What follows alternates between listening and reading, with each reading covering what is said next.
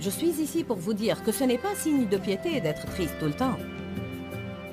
Le deuil durera une nuit, mais la joie reviendra au matin. Alléluia!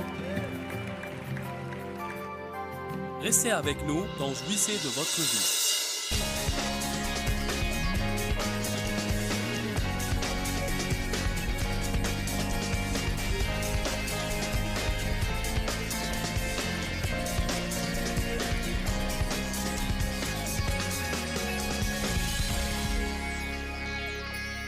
Je veux vous parler sur comment garder votre joie. Dites, je dois garder ma joie.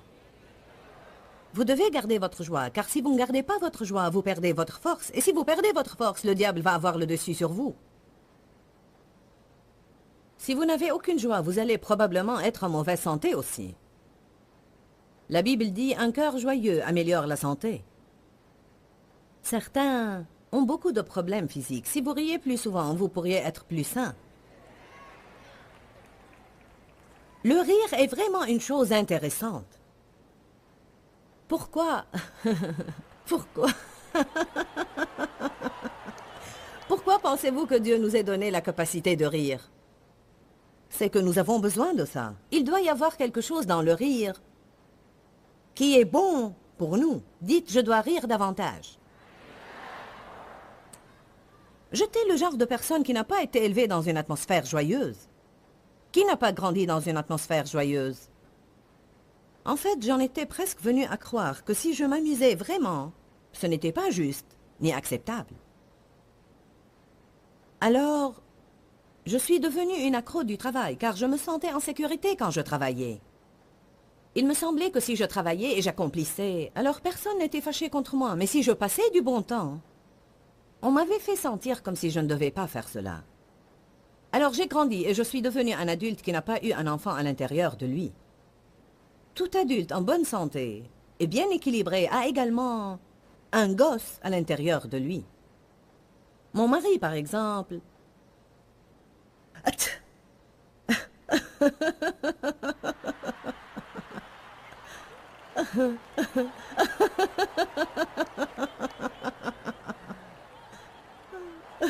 C'était vraiment fort, n'est-ce pas?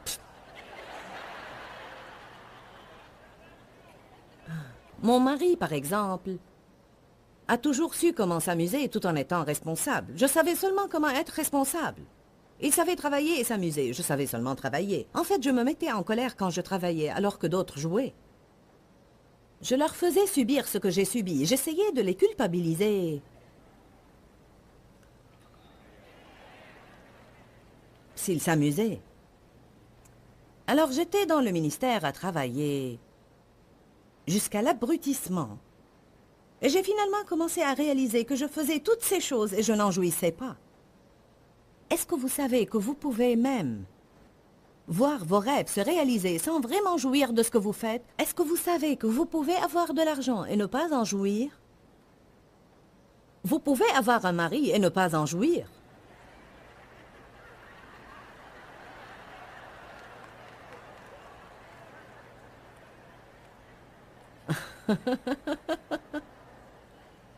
Savez-vous que la Bible dit aux femmes qu'elles doivent jouir de leur mari? Hein? Quoi? Ah, amen. Oui, eh bien, elle dit aussi beaucoup de choses à vous, les hommes. Comme vous occuper de nous, nous laisser faire des choses,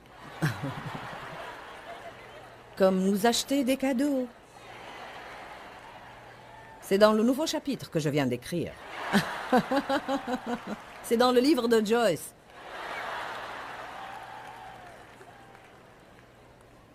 Je rigole, bien sûr. Bien que nous ayons eu un gars qui sortait avec une fille qui lisait assidûment mes livres, ainsi elle lui a dit... Elle l'avait emmené à l'église plusieurs fois et elle lui avait dit qu'il devait lire le livre de Joyce. Le pauvre gars a cherché toute la nuit le livre de Joyce dans la Bible.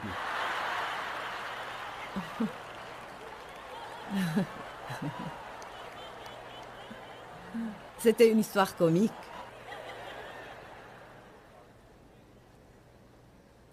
Quoi qu'il en soit, j'écoutais des sermons au sujet de la joie et de la jouissance, etc., etc. Mais il semblait comme s'il y avait trop de pression dans la vie. Il y avait trop de choses que je confrontais. J'avais beaucoup de responsabilités. Je m'occupais de beaucoup de situations sérieuses tout le temps. J'ai commencé à remarquer Jean 10, 10 et à le prendre pour ce qu'il dit vraiment. Le voleur ne vient que pour tuer, voler et détruire. Mais Jésus dit, je suis venu pour que les hommes aient la vie et qu'ils l'aient en surabondance, entièrement, jusqu'à ce qu'elle déborde. J'aime Dieu, et si je sais que n'importe quoi est sa volonté, alors je désire la voir. Je suis ici pour vous dire que ce n'est pas signe de piété d'être triste tout le temps. Le deuil durera une nuit, mais la joie reviendra au matin. Alléluia! Évidemment, il y a un temps pour les larmes, un temps pour l'affliction, mais il y a une différence entre la douleur causée par une perte et permettre à un esprit d'affliction de vous envahir et vous restez affligé pour le restant de votre vie. Samuel a été vraiment déçu par Saul parce que Samuel était celui que Dieu avait utilisé pour oindre Saul comme roi. Et quand Saul est devenu aigri à cause de la rébellion, Samuel est passé par un moment de deuil. Dieu lui a finalement dit, « Jusqu'à quand resteras-tu à pleurer, Saul? Je me suis choisi un nouveau roi. »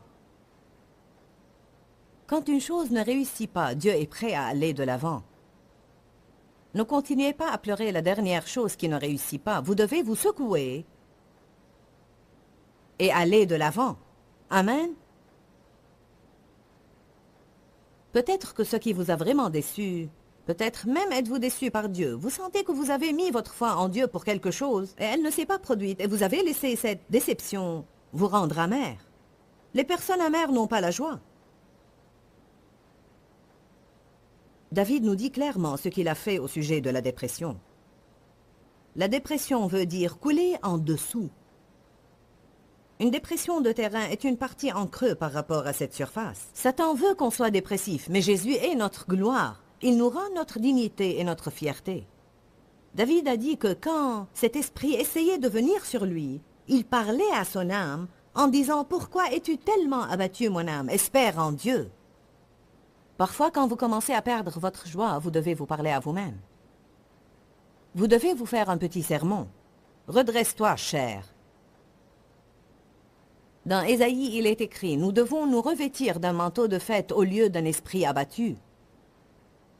En d'autres termes, quand vous vous sentez abattu, commencez à louer Dieu. J'ai mis un nouveau chant dans votre bouche. Chantez au Seigneur un nouveau chant. Composez vos propres chants. Paul a écrit de la prison, se tenant au milieu des égouts. Les égouts de la ville passaient dans la cellule de la prison où était Paul. Il est dit qu'il y était probablement plongé à hauteur de taille. Je me suis tenu dans la cellule où Paul était, et elle a presque la taille de ma salle de bain, avec un sol de terre et des murs de terre. Dégoûtant. Il n'y a plus d'égout là maintenant. De cette cellule de prison, Paul a écrit « Réjouissez-vous dans le Seigneur » et je le dis encore « Réjouissez-vous ». Ces hommes savaient qu'ils ne pouvaient pas se permettre de perdre leur joie. Néhémie dit « La joie de l'Éternel est votre force ». Ne pleurez pas, ne vous affligez pas, car la joie de l'Éternel est votre force. Mais quand nous avons un problème, suivant ce que la société nous dit, nous sommes supposés nous sentir coupables si nous osons passer du bon temps alors que nous avons un problème. De nouveau, dans l'économie de Dieu, tout est diamétralement opposé aux normes du monde. La Bible dit « Dieu siège dans les cieux et tourne en dérision ses ennemis. » Ha ha ha ha. Diable, j'ai lu la fin du livre.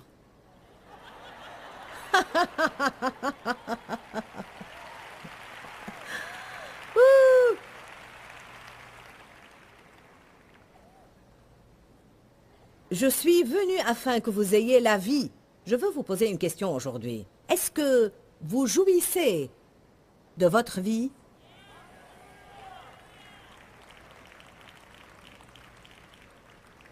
Certains secouent leur tête. Combien d'entre vous peuvent dire « Eh bien non, je ne jouis pas vraiment de ma vie ». Alors vous devriez vous préparer pour un changement. Qui aimerait jouir de sa vie plus? Peut-être vous en jouissez, mais vous aimeriez en jouir plus. J'aimerais avoir encore plus de joie. Je crois qu'une partie de la restauration, quand vous êtes esquinté ou fatigué ou lassé, ou avez travaillé trop dur, est le rire. Je vous dis qu'après nos conférences, nous sommes fatigués. En fait, moi j'ai prêché 13 fois les derniers 10 jours. 13 fois les derniers 10 jours. Alors, je ne me vante pas, mais je suis fatigué. Et nous trouvons que ce qui se produit à la fin de nos conférences est que nous avons un esprit niais qui vient sur nous. Je veux dire, nous rions au sujet de n'importe quoi, de tout et de rien. Je résistais à cela. Je suis trop fatigué pour ces stupidités. Maintenant, j'ai réalisé que ça fait partie de ma restauration. Plus je ris et mieux je me sens. Loué soit Dieu. Ainsi, c'est la volonté de Dieu que vous jouissiez de votre vie. Vous n'allez jamais jouir de votre vie à moins de croire que c'est la volonté de Dieu. Dites tous, c'est la volonté de Dieu que je sois heureux tout le temps, même lorsque j'ai des problèmes. C'est la volonté de Dieu que je jouisse de ma vie. Je devrais jouir de ma maison. Je devrais jouir de mon argent. Je devrais jouir de ma famille. Je devrais jouir de moi-même. Et je devrais jouir de mon travail. Offrez tous au Seigneur un sacrifice de louange.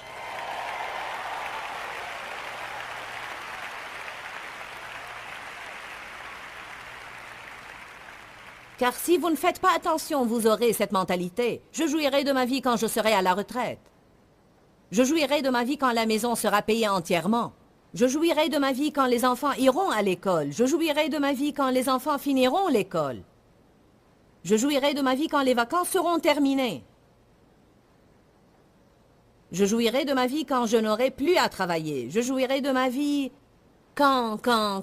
Bon, quand allez-vous jouir de votre vie?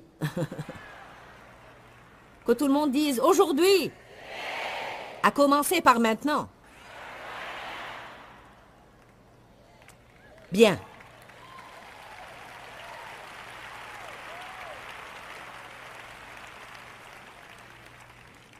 Allez à Ecclésiaste 5. Personnellement, j'espère que je rirai tellement cet après-midi que je me roulerai par terre.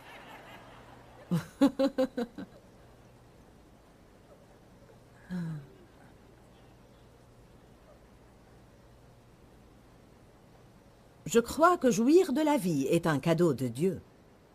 Je le crois vraiment, je crois que c'est un don de Dieu que Satan essaye toujours de nous voler. Qui aime voir ses enfants heureux? En fait, j'aime voir mes enfants s'amuser.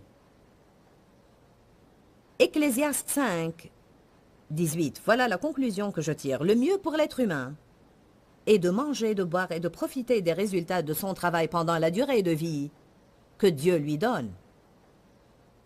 C'est la part qui lui revient. Et tout homme à qui Dieu donne richesse et ressources, qu'il laisse maître de s'en nourrir, d'en recevoir sa part et de jouir de son travail, cela est un don de Dieu. Loué soit Dieu. Vous pouvez avoir de l'argent et ne pas en jouir. Ainsi, si vous pouvez avoir ce que vous avez et en jouir, c'est un cadeau de Dieu. Vous pouvez avoir un travail et y aller chaque jour en murmurant et revenir à la maison en murmurant et vous dites « Je déteste ce travail et mon patron. Je déteste ces personnes avec qui je travaille. » Bien, c'est le travail que vous avez en ce moment. Alors, il serait mieux pour vous de l'apprécier. Bien, je déteste ma vie. N'est-ce pas une chose stupide à faire? Je déteste ma personne. Devinez quoi, vous n'allez jamais pouvoir fuir de vous-même. Vous dormez avec vous-même, vous prenez une douche avec vous-même, vous allez au travail avec vous-même, vous mangez avec vous-même. Ainsi, si vous vous détestez, vous êtes sûr d'être malheureux. Ne sommes-nous pas idiots?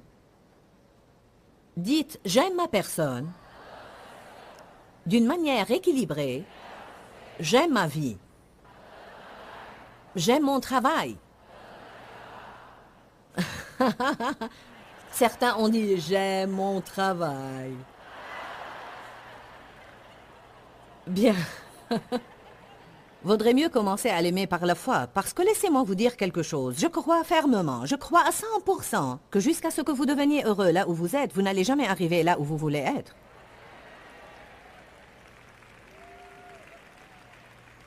Est-ce que je suis assez claire? À moins d'être heureux là où vous êtes, vous n'arriverez jamais là où vous voulez être. Maintenant, j'ai un message d'environ 200 points cet après-midi que je n'arriverai pas à donner. Mais je vais commencer ici et nous verrons sur lesquels je prêcherai le plus. En fait, je vais juste vous donner quelques points.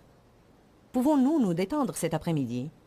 Je vais vous donner quelques conseils du Saint-Esprit sur comment jouir de votre vie encore plus.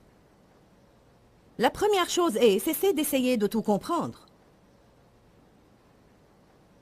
Si vous voulez jouir de votre vie davantage, vous devez comprendre que vous n'allez jamais tout savoir. Vous n'êtes pas censé tout savoir. Parce que parfois, c'est toutes ces choses que nous savons qui nous compliquent vraiment la vie. Et nous finissons par souhaiter n'avoir jamais su ce que nous savons. Parce qu'une fois que vous le savez, alors vous devenez responsable de faire quelque chose. Amen. J'étais une raisonneuse, une logicienne. Je devais avoir tout bien casé. Le Seigneur a dû me délivrer de cela avant que je puisse vraiment avoir la joie de l'Éternel libérée dans ma vie. J'ai dû être délivré du raisonnement. Certains sont des accros. Vous ne pouvez pas vous reposer avant d'avoir fini de raisonner le pourquoi du comment. Je crois que Dieu interviendra, mais j'essaye de comprendre où, quand, comment, qui. C'est la vérité? Vous n'allez jamais comprendre Dieu. La Bible dit dans 1 Corinthiens 13, nous connaissons d'une manière partielle. Mais seulement quand nous serons avec lui au ciel, nous connaîtrons comme Dieu connaît. Ses pensées sont au-dessus des nôtres. Nous ne sommes pas censés tout savoir. Dites tous, ça va si je ne sais pas tout? Quiconque va avoir confiance en Dieu et va marcher dans la foi, va avoir quelques questions sans réponse dans sa vie. La foi n'est pas existante si tu as tout bien compris, si tu as toutes les réponses. Nous disons que nous croyons que Dieu va intervenir, mais nous voulons un plan B juste au cas où il n'intervient pas. Savoir trop peut ajouter un fardeau à votre vie. La deuxième chose à faire si nous voulons avoir plus de joie est de nous occuper de nos propres affaires et de garder notre avis pour nous-mêmes. Ça ne vous dérange pas que je sois aussi direct, non? Proverbe 18. J'ai fait cette liste hier en une demi-heure. Parce que je sais, j'ai dû être délivré de toutes ces choses. Maintenant, j'ai la joie de l'Esprit Saint. Ha ha ha ha ha ha ha ha. Oh, ce n'est pas la bonne référence.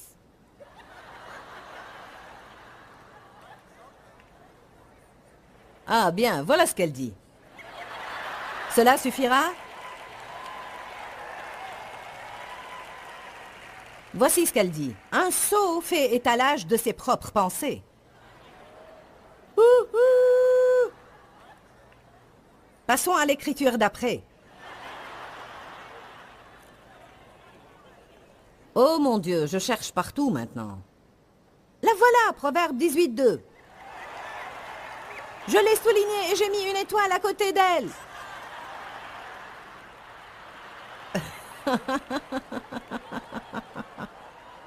Ce message aujourd'hui va être une leçon par l'exemple, je le sens. Je vais être le bouc émissaire de la plaisanterie. Proverbe 18, verset 2. Ce qui intéresse le sot n'est pas de comprendre, mais de faire étalage de ses propres pensées. Ouh.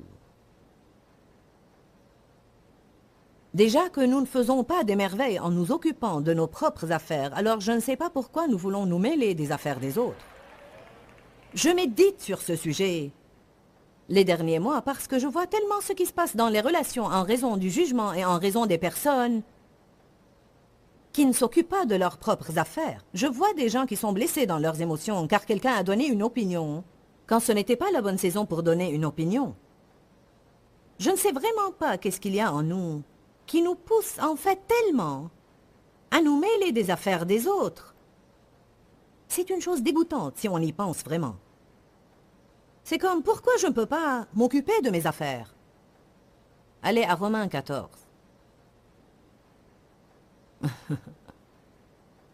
Certains fourrent le nez partout.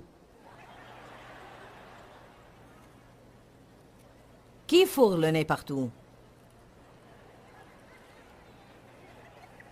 Qui fait étalage de ses opinions?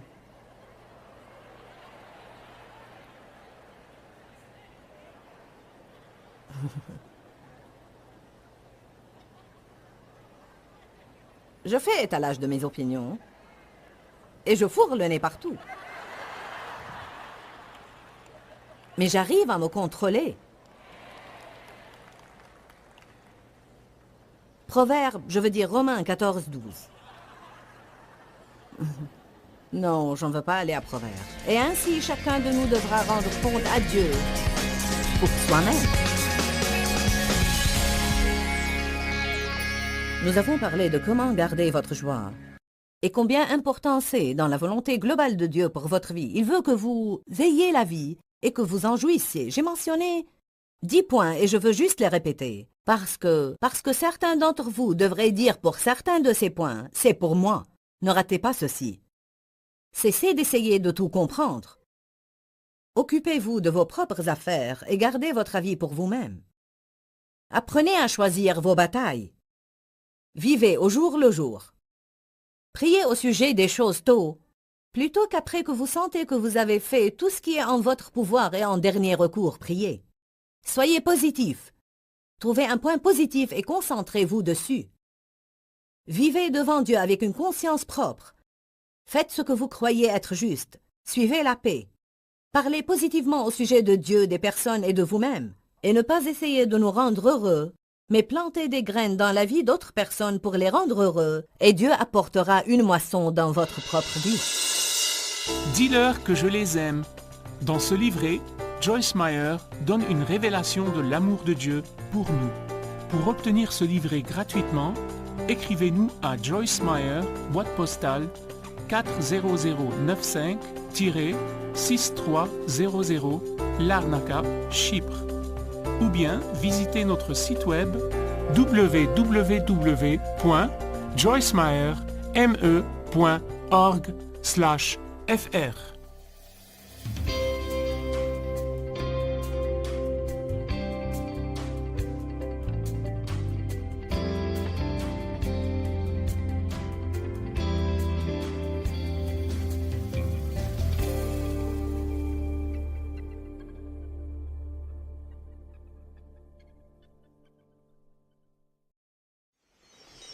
Deviens positif, commence à être en accord avec Dieu. Secoue toutes ces ordures que sont l'offense, l'amertume et le ressentiment. Tous ces... Tu as blessé mes sentiments. Restez avec nous dans Jouissez de votre vie.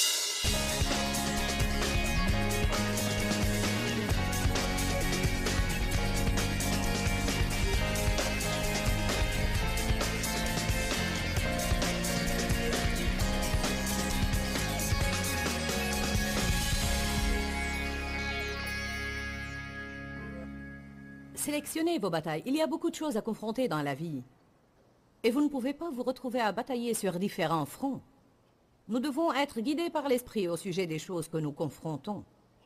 La confrontation est juste, mais nous ne pouvons pas confronter tout ce qui rencontre notre chemin. Autrement, nous serons en train de lutter tout le temps. Quelles que soient les erreurs que j'ai commises hier, quelles que soient les choses qui n'ont pas marché, je ne peux pas aller en arrière et faire quoi que ce soit à leur sujet. Je vais laisser tout ce qui se trouve en arrière. La miséricorde de Dieu se renouvelle. Le soleil se couche chaque jour et le soleil brille de nouveau chaque jour. Je pense que comme Dieu a divisé la journée en 24 heures bien déterminées, c'est qu'il dit « 24 heures sont tout ce que vous pouvez contenir en une fois. Puis dormez et nous recommencerons de nouveau. » N'est-ce pas bon? Que faites-vous? Je vais aller dormir un peu. C'est la vérité. Vous savez, en fin de journée, vous pouvez vous sentir fatigué et vous dites « je n'en peux vraiment plus ». Mais après une bonne nuit de sommeil, vous vous sentez totalement différent. Parfois, quand je suis vraiment fatiguée, je veux quitter le ministère. Et puis le lendemain, je veux sauver le monde. Alors, je suis personnellement très heureuse que Dieu me donne une coupure de 8 heures chaque nuit parce que cela me ravive. Si Dieu a pris la peine de diviser nos journées en 24 périodes d'1 heure chacune, c'est qu'il ne veut pas que j'essaye d'amener mon hier dans mon aujourd'hui et il ne veut pas que je prenne mon aujourd'hui pour l'emmener dans mon demain. Savez-vous ce qu'est l'inquiétude? L'inquiétude, c'est vivre aujourd'hui en essayant de résoudre les problèmes de demain qui peut-être ne se posent même pas encore. Dieu leur a donné leur manne un jour à la fois. Il leur a dit, si vous en ramassez pour plus d'un jour, il va puer et devenir putréfié. Beaucoup de gens ont des vies putréfiées et puantes, car ils essayent toujours de recueillir la manne de demain aujourd'hui.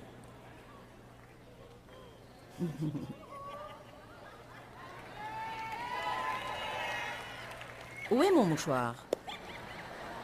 Ah, je ne l'ai pas avec moi, je l'ai laissé quelque part. Sors ton mouchoir, s'il te plaît, Charlotte. Avez-vous assisté à une réunion de mouchoirs?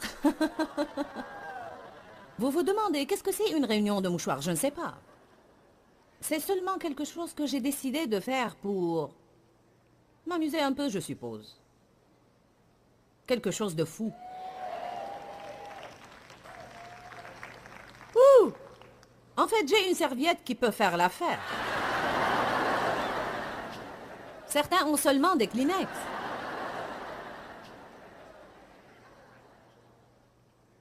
Qui ici a des difficultés à vivre au jour le jour? Je pense que nous avons tous à lutter avec ça à un certain degré et nous devons le faire. Nous devons apprendre à vivre au jour le jour, car si nous ne nous investissons pas dans le jour que nous vivons, nous n'allons pas l'apprécier. Quoi que soit ce qui va arriver demain, pourquoi renoncer à aujourd'hui pour demain? Parce que ce qui va arriver, je ne peux probablement pas l'arrêter. Amen. Une des filles qui travaille chez moi et qui m'aide dans beaucoup de choses à la maison a dû subir une petite intervention chirurgicale cette semaine. Elle a eu un accident grave il y a une année et était à l'hôpital pour quelque temps. Alors, elle a une peur bleue de tout ce qu'il y a à voir avec les hôpitaux. Bien, et si. Je lui ai parlé 3 fois la semaine dernière et je lui ai dit, nous avons prié au sujet de ce qui va se passer et c'est entre les mains de Dieu maintenant. Alors, quoi que soit ce qui va arriver, tu n'y peux rien de toute façon. Tu as à croire que Dieu va s'occuper de tout, et tout va aller pour le mieux. Alors vaut mieux ne pas te faire du mauvais sang toute la semaine, en te préparant pour quelque chose alors que tu ne sais même pas si ça aura lieu. Amen. Nous devons rassembler nos pensées d'hier et les amener toutes à aujourd'hui. Nous devons rassembler nos pensées de demain et les amener toutes à aujourd'hui. Nous devons dire, je vais me donner à aujourd'hui. Vous savez bien que dans Ecclésiaste, la Bible dit de se donner à ce qu'on fait. Notre capacité de concentration n'est pas très grande dans les temps que nous vivons. Nous devons apprendre comment nous concentrer sur les choses que nous vivons et pas sur autre chose. Alléluia. Autre chose qui vous aidera à apprécier votre vie davantage, c'est de prier au sujet des choses assez tôt et pas après avoir essayé tout ce qui est en votre pouvoir de faire. Je viens de terminer une série d'enseignements sur la prière intitulée « Interrompre les plans de Satan ». Et une des choses qui, je crois, est vraiment un énoncé ridicule, c'est « Bien, j'ai fait tout ce qui est en mon pouvoir et je pense que la seule chose que je peux faire maintenant, c'est prier. » Est-ce que ce n'est pas triste? Parce que si nous croyons vraiment dans la puissance de la prière, la première chose que nous ferions, c'est prier. La première chose que nous devrions faire, quand n'importe quel signe, de n'importe quel genre d'ennui apparaît, c'est prier. Si nous nous réveillons le matin et nous nous sentons de mauvais poils, la première chose que nous devrions faire, c'est prier. Si nous nous réveillons et nous commençons à sentir n'importe quel genre de symptômes qui attaquent notre corps, nous devons prier. Allez à Jacques 5.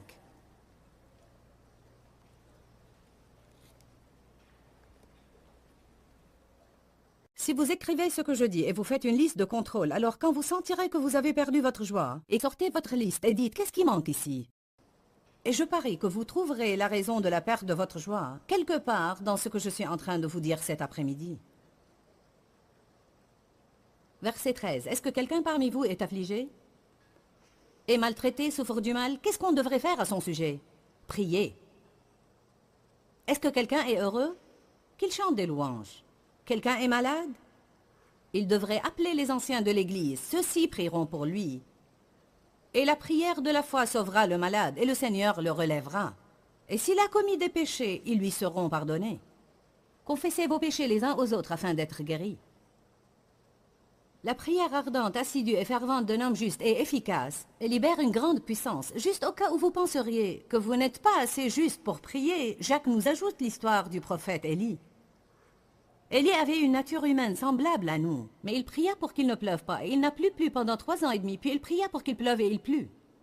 Alors vous pouvez prier des prières audacieuses, courageuses, puissantes, et voir le plan de Satan pour votre vie interrompu.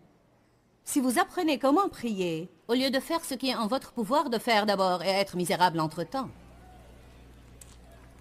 Encore une chose que vous pouvez faire et qui vous aidera, et c'est une chose importante, mettez une astérix près de ça. Quoi que soit ce qui va arriver dans votre vie, soyez positif. Trouvez un point positif et concentrez-vous dessus. C'est vraiment un défi de passer toute une journée en étant positif au sujet de tout. Même une seule journée. Allez à Romains 15, 13.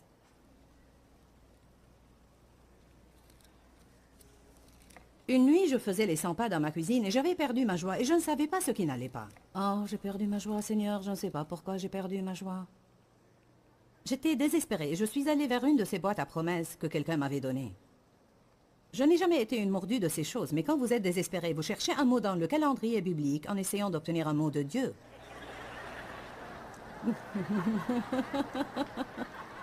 C'est la vérité. Quelqu'un d'entre vous est passé par là? Vous sortez cette boîte à promesses et tout ce qui ressemble. J'ai dit, Seigneur, j'ai besoin d'un mot. Et j'ai ouvert ma boîte à promesses. J'en ai tiré un verset. Et Dieu m'a parlé à travers cette boîte à promesses cette nuit-là. Ça ne marche pas toujours, mais... Si vous placez votre foi dans cette boîte, ça ne marchera pas. Mais cette nuit-là, j'étais désespérée. Et il est écrit dans Romains 15, 13 que le Dieu de l'espérance vous donne en plénitude dans votre acte de foi la joie et la paix. Alors j'ai réalisé quel était mon problème. J'avais perdu ma joie parce que je n'avais plus la foi. J'étais négative dans ma façon de voir. Je ne regardais pas à ce que Dieu pouvait faire. Je regardais seulement la manière dont les choses étaient. M'avez-vous entendu? Une attitude positive n'est pas seulement regarder aux choses telles qu'elles sont maintenant, mais c'est regarder à comment les choses peuvent être quand Dieu interviendra. Loué soit Dieu. Allez à Genèse 13. Certains ont besoin de regarder plus loin que leur présent. Vous devez regarder. Bon, vous dites, je suis présentement au même endroit où j'ai été toute ma vie. Cela peut changer, ça peut changer. Si votre attitude change, alors votre vie peut changer. Avec une attitude négative, vous allez avoir une vie négative. Si vous pouvez avoir une attitude positive, alors vous pourrez prendre des citrons, les transformer en limonade et les vendre et faire de l'argent. Allez maintenant. J'avais une attitude si négative toute ma vie, j'avais cette mentalité aigre. Mais si vous ne vous attendez pas à ce que quelque chose de bon se passe, vous ne serez pas déçus si rien ne se passe. Puis j'ai épousé le joyeux Dave. Chaque matin, Dave se levait. Il mettait de la musique et je disais, veux-tu arrêter cela, je dois réfléchir. Ce que je faisais, c'était essayer de comprendre tous mes problèmes. Je vous assure que si je pensais 2 pensées positives l'une après l'autre, mon cerveau avait une crampe.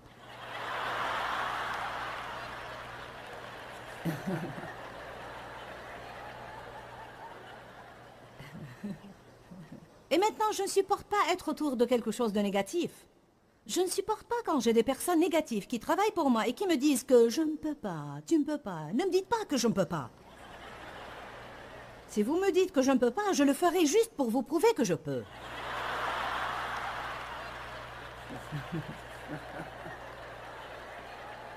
Dans Genèse 13, nous voyons qu'Abraham et Lot en étaient arrivés au point où Dieu les avait bénis tous les deux tellement, et ils avaient eu tant de bétail, qu'il n'y avait pas assez d'air pour que tout leur bétail se nourrisse correctement. Ainsi, il y eut une dispute entre les bergers d'Abraham et ceux de Lot.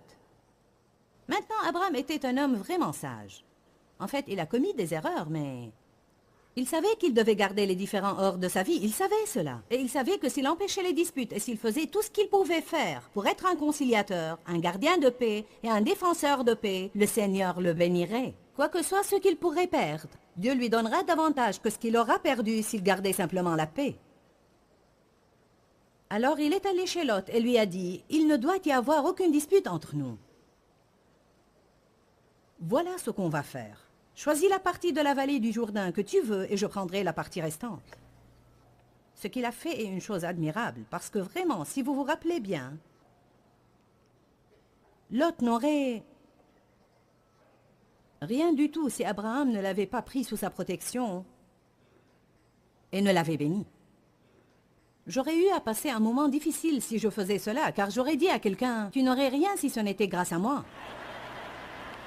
Cette bonne herbe ici est mienne, va là-bas et prends cette partie. » Mais Abraham savait que cela laisserait Lot avec un goût amer dans la bouche. Et il n'a pas voulu que Lot puisse avoir quelque chose à redire. Vous savez, juste récemment, nous traitions une situation et il y avait quelqu'un qui avait dit du mal de moi et m'avait blessé, vous savez. Et maintenant, il voulait certaines choses matérielles. Et cette personne qui travaille chez moi m'a dit, « Veux-tu que nous fassions cela pour eux ?» Et j'ai dit oui, parce que je ne veux pas qu'ils aient quelque chose à redire. Je ne veux pas qu'ils aient la moindre prise sur moi qu'ils puissent m'accuser avec. Je vais aller le 1000 supplémentaire. Et cela pour qu'ils ne puissent pas trouver un point quelconque sur lequel ils pourraient m'accuser justement. C'est ce qu'Abraham faisait. Il a dit à Lot, tu prends ce que tu veux et moi je prendrai le reste. Et bien entendu, Lot a choisi la meilleure partie qui était dans la vallée du Jourdain pour lui. Je pense que ça pouvait être un mauvais jour pour Abraham. Il aurait pu penser, c'est une chose stupide à faire. Mais je veux que vous regardiez ceci. Commençons dans le verset 11. Alors Lot choisit pour lui toute, et non pas la moitié, mais toute la vallée du Jourdain. Et il émigra à l'Orient. Ainsi ils se séparèrent l'un de l'autre. Abraham s'établit au pays de Canaan et Lot s'établit dans les villes de la plaine. Il dressa ses tentes jusqu'à Sodome. Les hommes de Sodome étaient de grands scélérats et pécheurs contre le Seigneur. Le Seigneur dit à Abraham, après que Lot se fut séparé de lui, maintenant il est dans une ville pécheresse, où il y a des hommes pécheurs et toutes sortes de péchés, mais Dieu s'apprête à lui dire, juste au milieu de tout ceci, je te donnerai tout le pays que tu vois. Je vous demande, avez-vous un semblant de vision positive pour votre vie? Ou pensez-vous que tout va rester tel que ça a toujours été et tel que c'est en ce moment?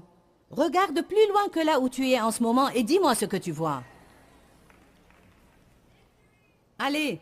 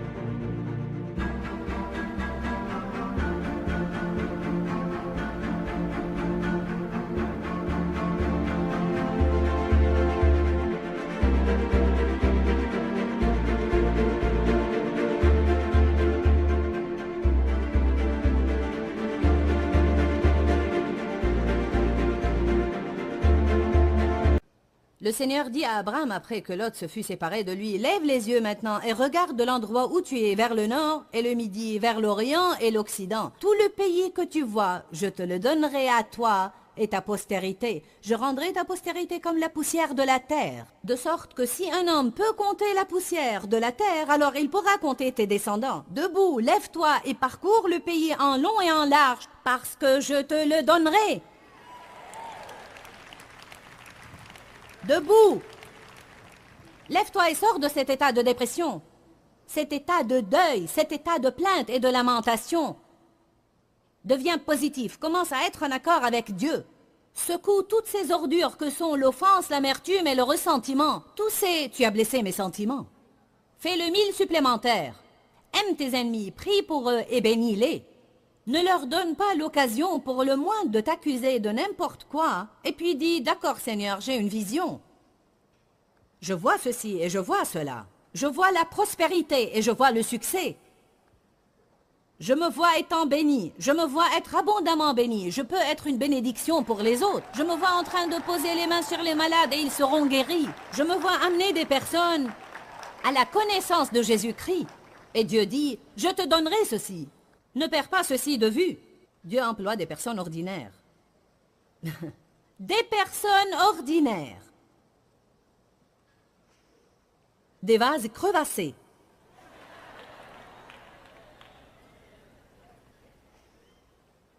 Je vais répéter, soyez positif. Quoi qu'il se passe, trouvez-y un point positif et concentrez-vous dessus. Si vous sortez et vous avez un pneu crevé, dites merci Seigneur, je n'en ai pas deux. Je suis sérieuse. Je suis très sérieuse. Trouvez quelque chose envers lequel vous pouvez être positif. Ce steak était immangeable, mais le pain était succulent. Amen. Qui veut cela? Nous allons juste devenir plus positifs.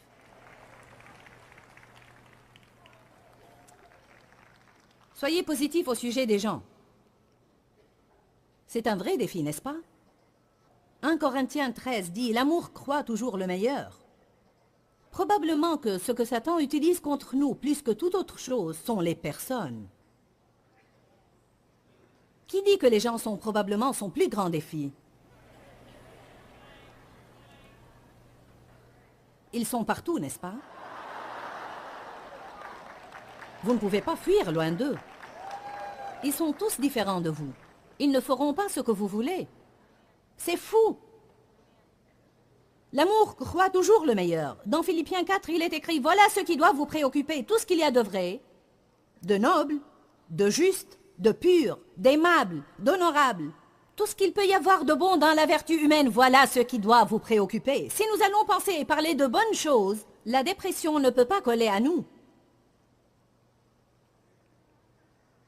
Quand vous parlez avec vos amis, ne parlez pas de vos problèmes tout le temps, mais de bonnes choses. Une autre chose qui augmentera votre joie, c'est de vivre devant Dieu avec une bonne conscience. Qu'est-ce que cela exige? Faire ce qui est juste. Amen.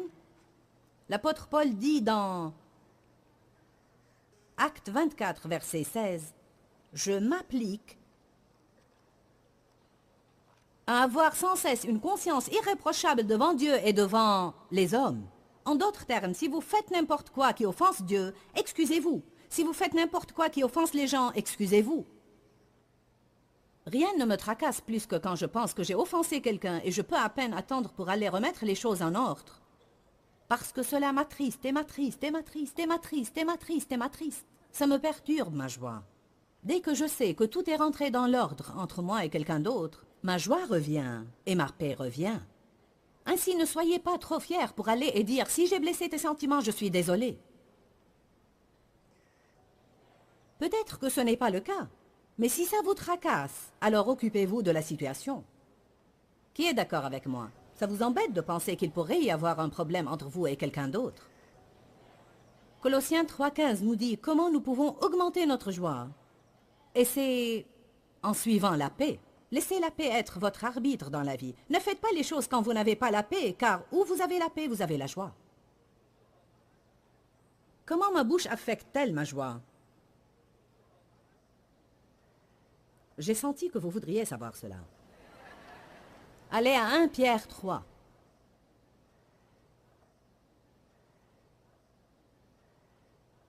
C'est le Saint-Esprit qui me pousse à vous donner ce message.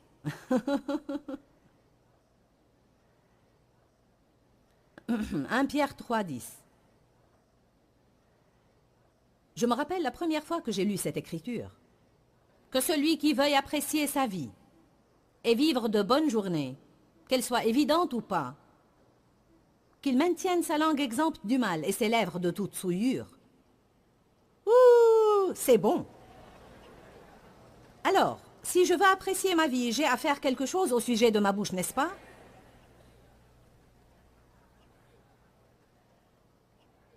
La vie et la mort sont au pouvoir de la langue, et ceux qui la chérissent mangeront de son fruit, que ce soit pour la vie ou la mort. Ainsi, si je parle et je proclame...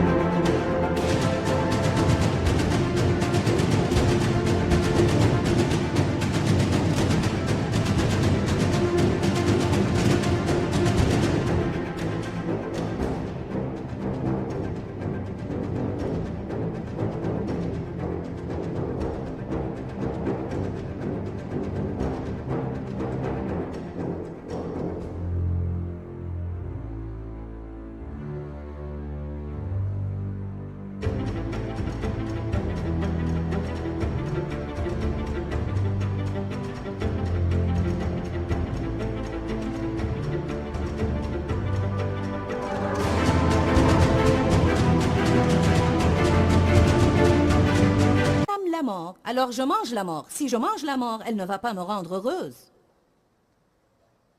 Je dois parler positivement. Je dois dire de bonnes choses au sujet de Dieu et au sujet des personnes. Je n'ai pas besoin de dire tout des choses négatives au sujet de moi-même. Combien d'entre vous disent des choses négatives et dégradantes au sujet d'eux-mêmes? Il n'y a rien de plus mauvais que vous puissiez faire que dire des mauvaises choses au sujet de votre propre personne. Je suis stupide, je suis ceci, je suis cela, je suis idiot. Dites, je suis la justice de Dieu en Christ. J'ai l'esprit de Christ. Je change chaque jour. Je suis oint par le Saint-Esprit. J'ai la paix et la joie. J'ai un futur. J'ai un espoir. J'ai un rêve. J'ai une vision. Dieu m'aime beaucoup. Je suis une personne avec qui les gens aiment être en rapport. Nous avons eu une visitation peu commune de Dieu la semaine dernière à Saint-José. Quelqu'un dans la salle a crié, et les gens font fréquemment ça. « On t'aime, Joyce !» Et ce qui s'est passé à l'intérieur de moi, et je l'ai dit en fait, comme je le fais habituellement, « Je m'aime aussi !» Ils étaient tous. Bon. Il n'y a pas de mal en cela. Est-ce bien de dire « Je me déteste » J'ai fait cela pendant des années. Si le Seigneur t'aime, il veut que tu t'aimes aussi. J'ai dit à un groupe de ces personnes, vous avez besoin d'une percée dans votre vie. Et une des meilleures choses que vous pourriez faire est de vous lever de sur vos sièges et de commencer à hurler « J'aime ma personne, j'aime ma personne, j'aime ma personne ». Ils ont commencé à sautiller partout dans la salle « J'aime ma personne, j'aime ma personne ». Vous qui nous regardez à la télé, vous devriez vous lever là où vous êtes dans votre maison et hurler aussi fort que vous pouvez « J'aime ma personne ». Oui!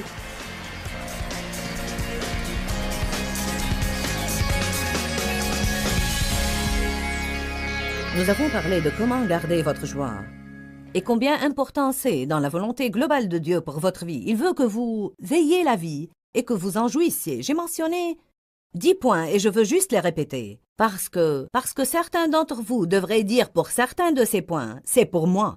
Ne ratez pas ceci. Cessez d'essayer de tout comprendre. Occupez-vous de vos propres affaires et gardez votre avis pour vous-même. Apprenez à choisir vos batailles. Vivez au jour le jour. Priez au sujet des choses tôt, plutôt qu'après que vous sentez que vous avez fait tout ce qui est en votre pouvoir et en dernier recours, priez. Soyez positif. Trouvez un point positif et concentrez-vous dessus. Vivez devant Dieu avec une conscience propre. Faites ce que vous croyez être juste. Suivez la paix. Parlez positivement.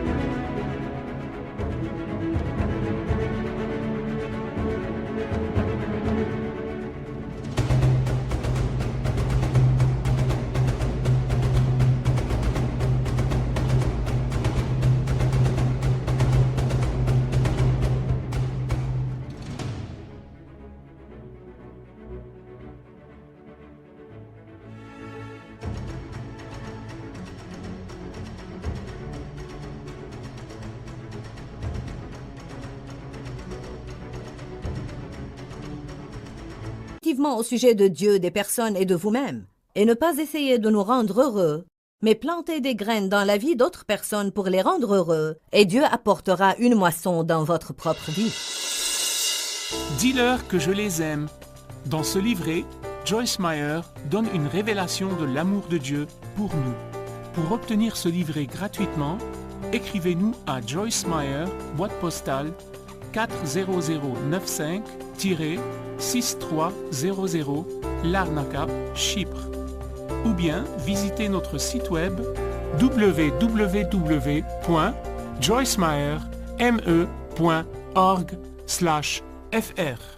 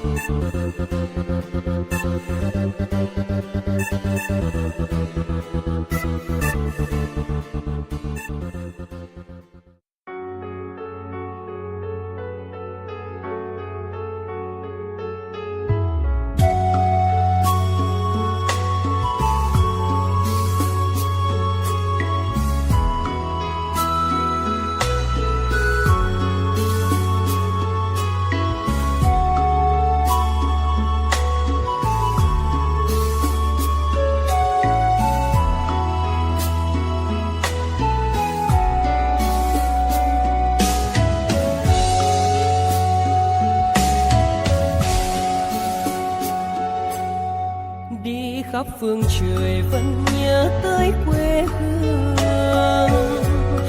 Người về đây thăm làng trù quê mẹ và làng sen quê cha, giọt lệ, thương mái nhà tranh, thương đất mẹ nghèo, đi suốt cuộc đời mới được thăm.